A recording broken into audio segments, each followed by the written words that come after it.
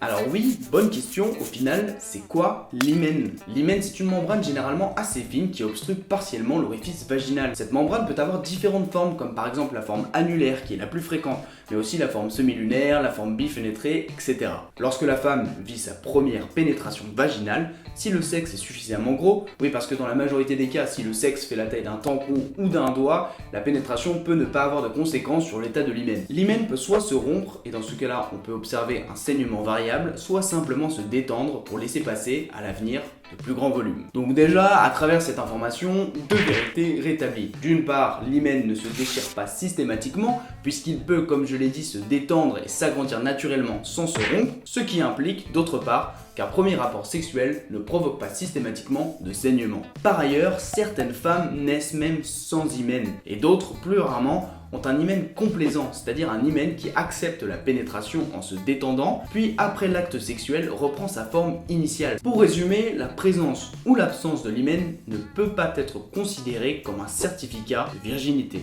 Je vais finir cette vidéo par la question suivante que je me suis posée très rapidement en écrivant cette vidéo. Finalement, à quoi sert l'hymen? Eh bien la réponse est simple, à ce jour les scientifiques ne parviennent pas à expliquer la présence de l'hymen chez la femme du point de vue de son utilité et de l'évolution. Et voilà, j'espère que cette vidéo vous a appris des choses et a permis de démystifier quelque peu cette partie du sexe féminin appelée hymen. Je vous dis à la semaine prochaine, cette fois pour une nouvelle affaire de vrai du faux. Et en attendant, n'oublions pas l'hypothèse de départ, nous savons que nous ne savons rien.